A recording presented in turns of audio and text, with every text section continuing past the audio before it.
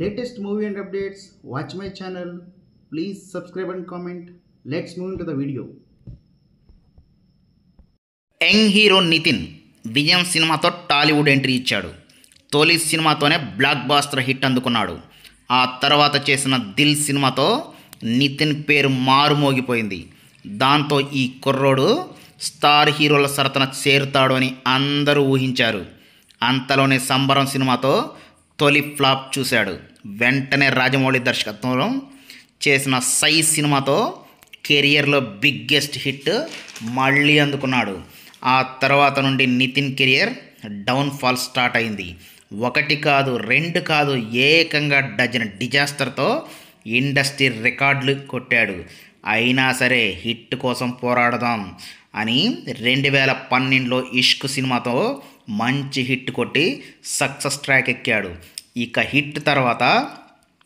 ఆ హిట్ తర్వాత 2016 నుంచి 2025 వరకు 11 సినిమాలు చేశాడు నితిన్. వాటిలో భీష్మ మాత్రమే హిట్ అయింది.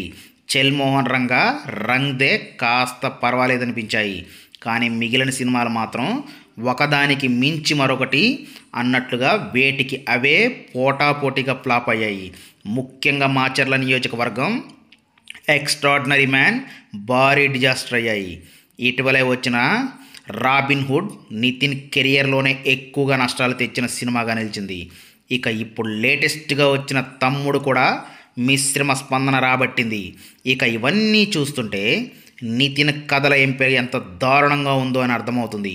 తన తోటి స్టార్స్ అంతా పాన్ ఇండియా అంటూ దూసుకుపోతుంటే నితిన్ మాత్రం అదే ముసలి ధోరణిలో మాస్ మసాలా అవుట్డేటెడ్ కథతో సినిమాలు చేస్తున్నాడు.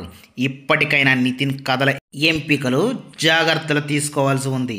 మంచి కంటెంట్ ఉన్న సినిమాలు చేస్తే ప్రేక్షకులు ఎప్పటికైనా ఆదరిస్తారు. లేదంటే నితిన్ ఫేడ్ అవుట్ లిస్ట్లో చేరడం ఖాయమని అనిపిస్తుంది. చూడాలి మరి నితిన్ ఎలాంటి నిర్ణయం తీసుకుంటారో. Thank you.